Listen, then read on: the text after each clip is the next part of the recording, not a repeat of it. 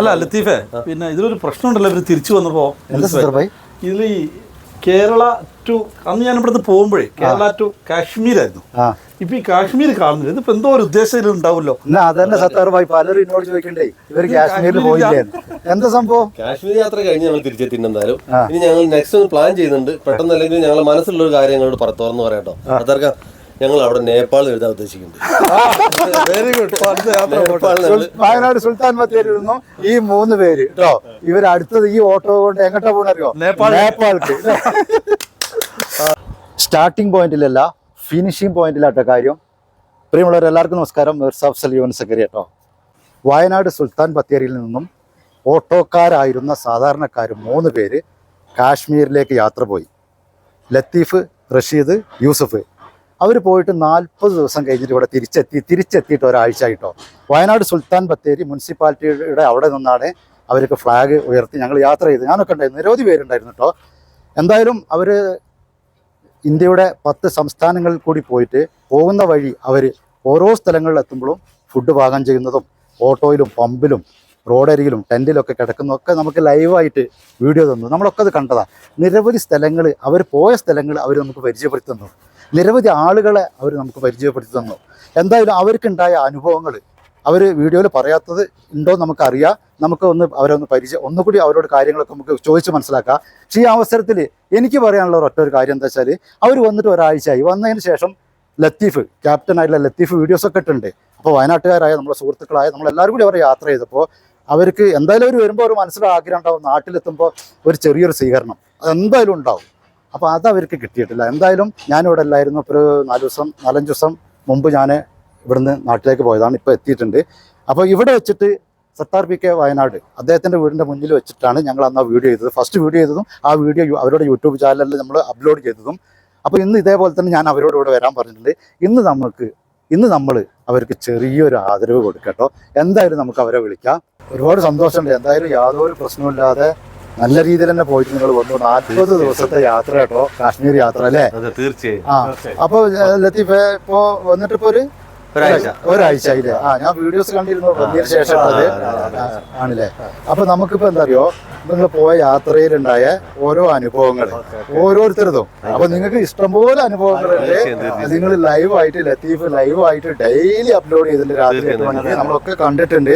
ഒരുപാട് സന്തോഷമുണ്ട്. കാരണം നിരവധി സ്ഥലങ്ങൾ നമ്മൾ കാണാത്തത് നമുക്ക് പരിചയപ്പെടുത്തി തരിക, ആളുകളെ പരിചയപ്പെടുത്തി തരിക. അതൊക്കെ ഒരു വേറിട്ട അനുഭവം. റോഡരികിൽ നിന്ന് നിങ്ങൾ ഫുഡ് ഉണ്ടാക്കുന്നു, ഓട്ടോയിൽ കിടക്കുന്ന, ടെന്റിൽ കിടക്കുന്ന ഈ ഒരു സൗഹൃദം ഈ ഇന്നത്തെ കാലത്ത് കാണാൻ പറ്റാത്ത ഒരു സംഭവമാണ് സൗഹൃദം. അതും ഇന്ത്യയുടെ 10 സംസ്ഥാനങ്ങളിൽ കൂടി പോയിട്ട് ഇവര് നമുക്ക് ഈ കാണിച്ചു തന്ന ഈ ഒരു സൗഹൃദ സ്നേഹം ഈ രാജ്യം, ഈ സ്ഥലങ്ങളും അതുപോലെ തന്നെ ഇന്ത്യയുടെ ജീവിതത്തിലെ ഏറ്റവും വലിയ ആഗ്രഹം.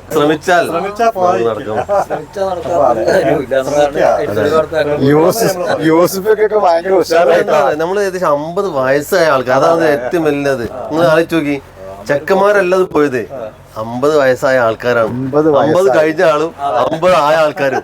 യാത്ര കഴിഞ്ഞ ആഴ്ച ഞങ്ങൾ തിരിച്ചെത്തിയിരിക്കാനാണ്. 40 ദിവസത്തെ യാത്ര പൂർത്തിയാക്കി കഴിഞ്ഞ ആഴ്ച ഞങ്ങൾ തിരിച്ചെത്തിയിരിക്കുകയാണ്. അപ്പം നമുക്ക് ഒരുപാട് നല്ല അനുഭവങ്ങളും ചീത്ത അനുഭവങ്ങളും ഈ യാത്രയിൽ ഉണ്ടായിട്ടുണ്ട്. ചീത്ത അനുഭവങ്ങൾ ഒരുപാടില്ലെങ്കിലും ഒരുപാട് നല്ല അനുഭവങ്ങളാണ് നമുക്ക് ഉണ്ടായിട്ടുള്ളത്. നമ്മൾ ഇവിടുന്ന് കേട്ട അനുഭവങ്ങൾ എന്താ, ഇവിടുന്ന് പോയപ്പോൾ പല ആൾക്കാരും നമ്മളെ നിരുത്സാഹപ്പെടുത്തിയിട്ടുണ്ട്. നിങ്ങൾ അന്യ സംസ്ഥാനങ്ങൾ യാത്ര ചെയ്യുമ്പോൾ നിങ്ങൾ സൂക്ഷിക്കണം, നിങ്ങൾക്ക് അങ്ങനെ ഉണ്ടാവും, ഇതുപോലെ പല രീതിയിൽ നമ്മൾ പറഞ്ഞ് പേടിപ്പിച്ചിട്ടുണ്ട്. പക്ഷേ ഞങ്ങളെ യാത്രയിൽ അങ്ങനത്തെ ഒരു നെഗറ്റീവായ അനുഭവങ്ങളും ഉണ്ടായിരുന്നില്ല കേട്ടോ. നമ്മളെ സുഹൃത്തുക്കൾ, അതായത് നല്ല കുറി വരച്ച നമ്മളെ സുഹൃത്തുക്കൾ നമ്മളെ വിളിച്ചു കൊണ്ടുപോയി ഞങ്ങൾക്ക് ഭക്ഷണം വാങ്ങിത്തരാനും ഞങ്ങളെ ചേർത്ത് പിടിക്കാനും ഒക്കെ ഇഷ്ടംപോലെ സ്ഥലത്ത് ഞങ്ങൾക്ക് ഉണ്ടായിട്ടുണ്ട്. അത് ഞങ്ങൾ ഇവിടുന്ന് കേട്ട അനുഭവങ്ങളും നമ്മൾ അവിടുന്ന് അനുഭവിച്ച അനുഭവങ്ങളും രണ്ടും തന്നെയാണ്.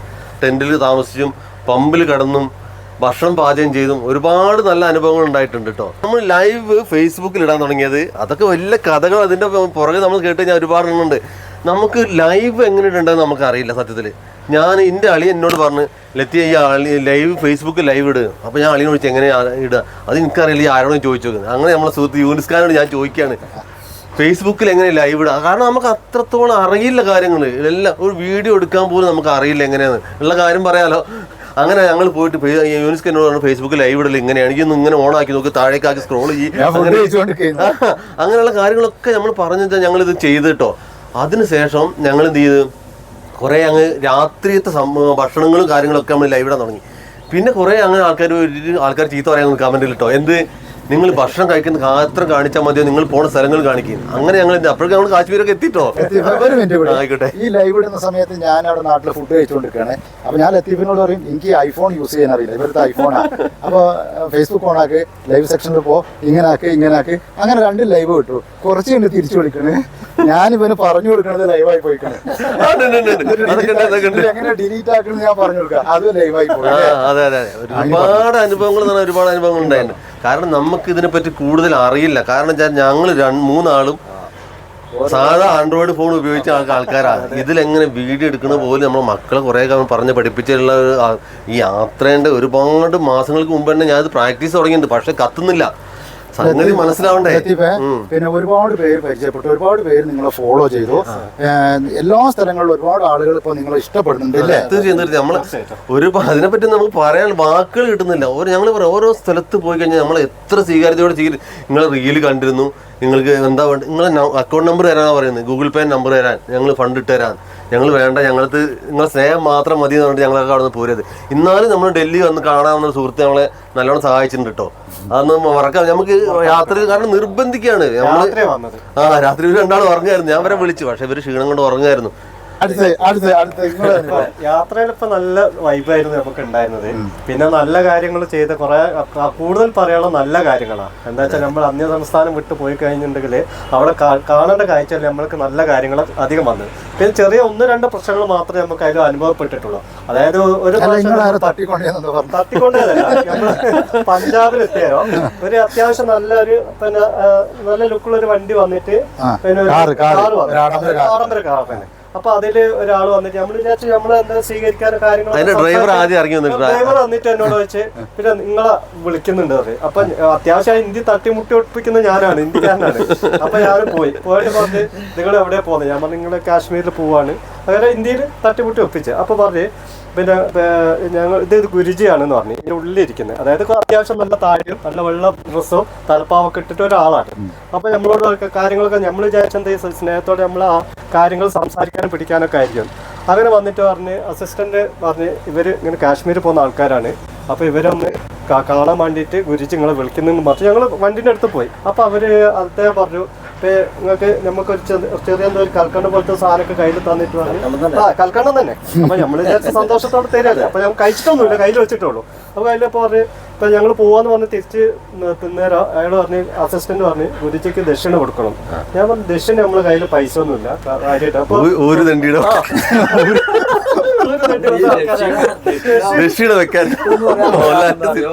ഇതിനു മുമ്പ് ഞങ്ങൾക്ക് വേറെ അനുഭവം ഉണ്ടാക്കി. ഒരാൾ ഒരു സ്വാമി 100 രൂപ ഞങ്ങൾക്ക് ഇങ്ങോട്ട് തന്നു. അപ്പൊ നിങ്ങൾക്ക് നല്ല രീതിയിലുള്ള സഹായങ്ങൾ ഇത് എന്തായാലും വ്യാജനാണ്, തട്ടിപ്പാണ്. അതിന് പറഞ്ഞോ എത്ര രൂപ ചോദിച്ചേ? 5000 രൂപ ചോദിച്ചു. 5000 നമ്മൾ പറഞ്ഞു ഞങ്ങളിപ്പോ ഓട്ടോറിക്ഷയും കൊണ്ട് പോകുന്നതുകൊണ്ട് 5000 കാറില്ലായിട്ട് കാർ പോകാത്തതുകൊണ്ട് ഞങ്ങൾ ഓട്ടോറിക്ഷയും കൊണ്ട് വന്നത്. അപ്പൊ ലാസ്റ്റ് അവര് കുറച്ച് സ്ട്രോങ്ങിലൊക്കെ പറഞ്ഞ് നമ്മൾ പറഞ്ഞു തരാൻ കയ്യിലില്ല, പൈസ കയ്യിലൊന്നും ഇല്ലാന്ന് പറഞ്ഞു. അങ്ങനെ ലാസ്റ്റ് 10-50 രൂപ 10-200 രൂപ കയ്യിലുണ്ടായിരുന്നു. അപ്പൊ കിട്ടിയത് 50 രൂപ പോയി. അതെടുത്തിട്ട് നേരെ കൈ കൊടുത്തു.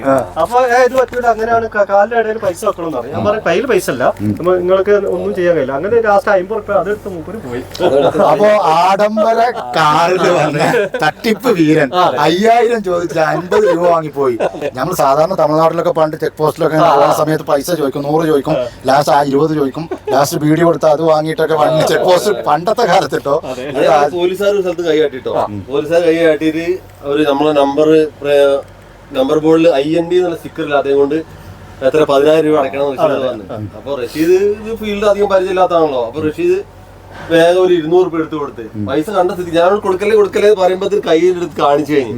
അപ്പൊ പിന്നെ അവർക്ക് എന്തായാലും പൈസ കൊടുക്കാൻ കണ്ട സ്ഥിതിക്ക് അവരെന്തായാലും പൈസ കൊടുക്കില്ല. അതായത് അവര് എങ്ങനെയെങ്കിലും നമ്മളെ ടൂറിസ്റ്റ് പോലീസുകാരന് നമ്മളെ മൈക്ക് കണ്ടപ്പോ എടുത്ത് നോക്കി ക്യാമറ ആയിട്ടാണോന്ന്. സത്യത്തിലിട്ടോ മൈക്ക് എടുത്ത് നോക്കി ക്യാമറ എന്താണ്ടോ, ഞങ്ങൾ യൂട്യൂബറാണ് കാര്യങ്ങളൊക്കെ പറഞ്ഞപ്പോ അതിന് പറയുന്നതിന് മുമ്പ് ആശാൻ പൈസ എടുത്ത് കഴിക്കുന്നത്. അപ്പൊ ഞാൻ അതിന് ശേഷം പറഞ്ഞു ഇനി എവിടെയും പൈസ നമ്മളൊന്ന് പരമാവധി ഒഴിവാനോ ശ്രമിച്ചു. വേറെ ഒന്നുമല്ല, നമ്മളൊന്ന് എടുത്തു കൊടുത്തു. പിന്നെ ഞാൻ ആ ചാൻസ് ഒഴിവാക്കി. എന്താ വെച്ചാൽ നമുക്ക് നമ്മുടെ കേരളത്തിൽ എല്ലാ സ്ഥലത്തും പണ്ടൊക്കെ എല്ലാ സ്ഥലത്തും കിട്ടാം. നമ്മളിപ്പോ ഡൽഹിക്ക് പോകുന്ന വഴിക്ക്, അതായത് നമ്മളെ ആഗ്രയിൽ നിന്ന് റോഡിലേക്ക് ഇറങ്ങിയ പാട് ഒരാൾ ചാടി വീണു. അവർക്ക് എൻട്രി ഫീ വേണം. എന്ത് എൻട്രി ഫീ? ഞങ്ങൾ ചെക്ക് പോസ്റ്റ് പോലെ ഒന്നും കൊടുക്കില്ല, പിന്നെ ഞങ്ങൾ എൻട്രി ഫീ കൊടുക്കില്ല, ഞങ്ങൾ തരില്ല എന്ന് പറഞ്ഞു. ഞങ്ങൾ അവിടെ ഒരു 10 മിനിറ്റ് നിന്ന് ആള് കൂടി അവർ വിട്ടു. അതേപോലെ അടുത്ത വീണ്ടും ഒരു പോലീസുകാരൻ കൈയാട്ടുന്നു, അങ്ങോട്ടേക്ക് എൻട്രി ഫീ വേണം. ഞങ്ങൾ ഒരു പൈസയും തരില്ല, ഞങ്ങൾ ടാക്സ് അടച്ചിട്ടാ വരുന്നത്, എല്ലാം ഒന്നും തരൂല എന്ന് പറഞ്ഞിട്ട് ഞങ്ങൾ കൊടുത്തില്ല. ചെറിയ 1-2 അനുഭവങ്ങൾ തന്നെ കേട്ടോ.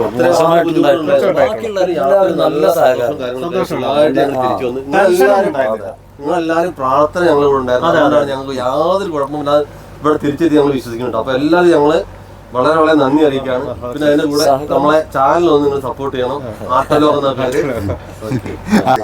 ഈ 10 സംസ്ഥാനങ്ങൾ കൂടി ഈ ഓട്ടോ പോയ സമയത്ത് ടയർ പഞ്ചറായിരുന്നോ? ഒന്നും പറ്റിയില്ല. ടയർ കാറ്റടിക്കേണ്ട അവസ്ഥ വരെ വന്നിട്ടില്ല.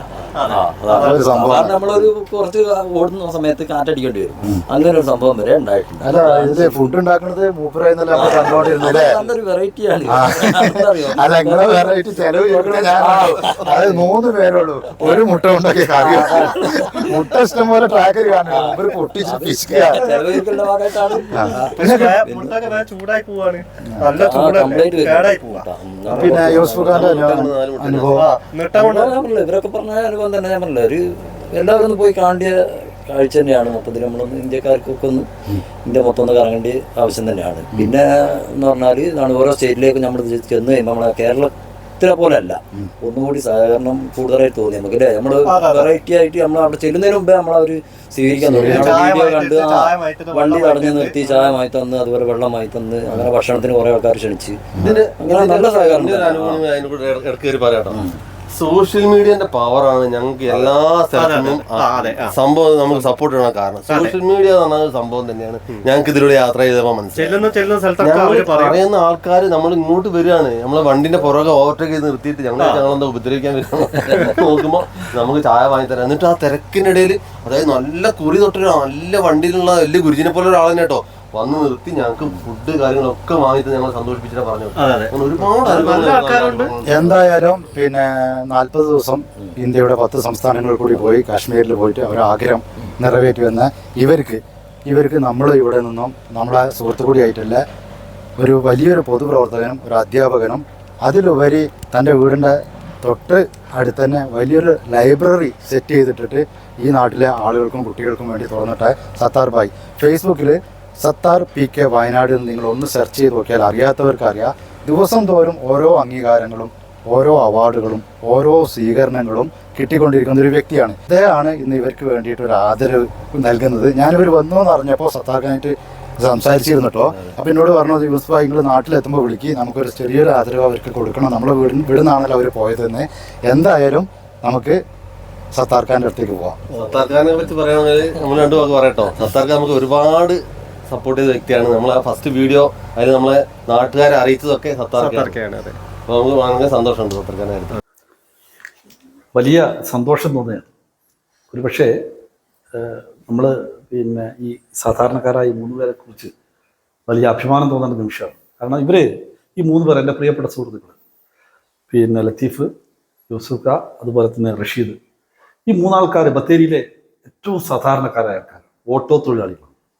ഇവരാണ് 40 ദിവസം മുമ്പ് ഒരു തീരുമാനമെടുത്തത്. സ്വന്തം ഓട്ടോയിൽ കാശ്മീരിലേക്ക്, ഭൂമിയിലെ സ്വർഗമായ കാശ്മീരിലേക്ക് ഒരു യാത്ര നടത്താൻ തീരുമാനിച്ചു. 40 ദിവസം മുമ്പ് ഈ വീടിൻ്റെ മുറ്റത്താണ് ഇവർ അന്ന് കാശ്മീരിലേക്ക് ഓട്ടോയിൽ യാത്ര തിരിച്ചു. 10 സംസ്ഥാനങ്ങളിലൂടെ സഞ്ചരിച്ച്, ഗ്രാമങ്ങളിലൂടെ സഞ്ചരിച്ച്, ജീവിതം യഥാർത്ഥ ജീവിതങ്ങൾ കണ്ട് പഠിച്ച് ഇവരിപ്പോൾ തിരിച്ച് എത്തിയിരിക്കുകയാണ്. ഇവരെ ഈ നാട് അംഗീകരിക്കേണ്ടതാണ്.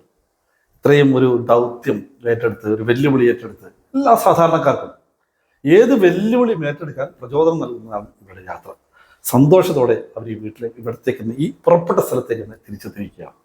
അവരെ ഞങ്ങൾ നാട് നെഞ്ചോട് ചേർത്ത് പിടിച്ച് അഭിവാദ്യം ചെയ്യുന്നു. ഇവർക്ക് വയനാട് ജില്ലാ ലൈബ്രറി കൗൺസിലെയും ജില്ലാ ലൈബ്രറി കൗൺസിൽ പ്രസിഡന്റ് എന്ന നിലയിൽ, വയനാട് ജില്ലാ ലൈബ്രറി കൗൺസിലെയും ബ്ലോക്ക് പഞ്ചായത്ത് മെമ്പർ എന്ന നിലയിൽ, സുൽത്താൻ ബത്തേരി ബ്ലോക്ക് പഞ്ചായത്തിലെയും എല്ലാവിധ ഭാവങ്ങളും ആശംസകളും, കൂടുതൽ യാത്രകൾ ഇനി ഇങ്ങനെ ഏറ്റെടുത്ത് മുന്നോട്ട് പോകാൻ ഇവർ കഴിയട്ടെ എന്ന് ആശംസിക്കും.